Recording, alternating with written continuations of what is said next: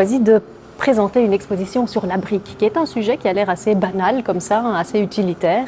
En fait, c'est infini comme sujet. Avec la brique, on peut parler d'architecture, on peut parler d'art, on peut parler de design. Dans le design, on peut parler de recherche. On construit parfois des briques avec des matériaux, notamment des matériaux vivants. Et donc, en fait, ça nous permet d'embrasser plein de choses. On va commencer par la première partie qui est dédiée à l'appareillage. L'appareillage, en fait, c'est la façon dont on assemble les briques, dont on les met ensemble, dont on présente un mur. Il y a différentes façons de le faire. La pièce magistrale ici, dans cette première partie, c'est ce mur de George Mendes Blake, un artiste mexicain, qui nous a donné en fait un protocole. Le mur, il a été construit ici, au Grand Ornu, en Belgique, avec une très très belle brique aubergine d'une briqueterie flamande, donc dans les environs. Et c'est un mur en fait qui s'appelle America. Alors pourquoi? Évidemment, un mur, quand on parle de mur et de l'Amérique, eh bien on pense au mur de Trump qui s'élève entre les États-Unis et le Mexique, qui est le pays d'origine de George Mendes Blake. Si on regarde bien, au pied du mur, on a un livre. On a un tout petit livre au-dessus duquel passe la construction de briques et en fait ça déforme tout le mur. Et en fait ce que l'artiste essaye de dire à travers ça, c'est que ce livre qui s'appelle America, c'est un livre de Kafka qui raconte le rêve américain d'un immigré qui arrive aux États-Unis et puis qui peut faire sa vie, qui peut devenir quelqu'un. Eh bien ce rêve américain, il est écrasé par le mur que Trump a fait construire entre les États-Unis et le Mexique. Voilà, donc une œuvre assez politique. Donc on voit qu'avec de la brique, avec un matériau très utilitaire, eh bien on peut finalement faire également de la politique.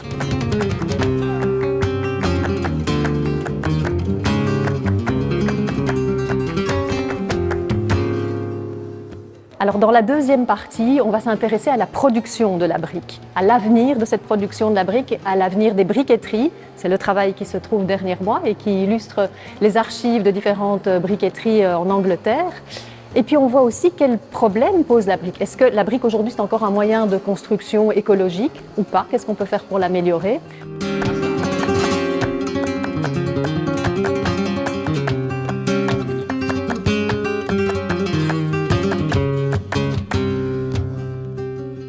Et enfin, dans la crypte du Grand Ornu, on présente une série de travaux de recherche autour de la brique, du matériau brique, notamment avec des ressources beaucoup plus expérimentales. On a ici en premier plan des briques qui sont fabriquées en mycélium et qui évoluent au fur et à mesure de l'exposition. Voilà, assez expérimental.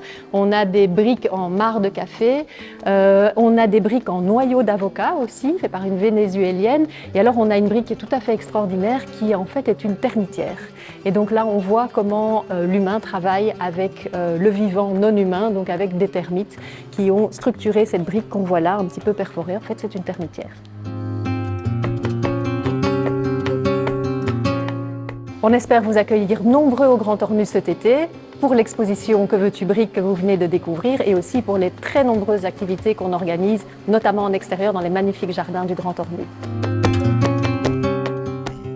On démarrera avec des concerts tous les dimanches matins, concerts apéro, concerts de musique classique. On va enchaîner aussi avec les balades de Philippe tout l'été, des ateliers des jeudis des familles.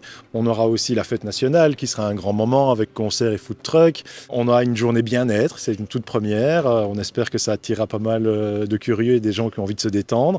On va essayer de proposer en tout cas un programme bien complet en espérant toujours que la population réponde présent. Mais en tout cas, ils pourront profiter du cadre du Grand Ornu sous diverses manières.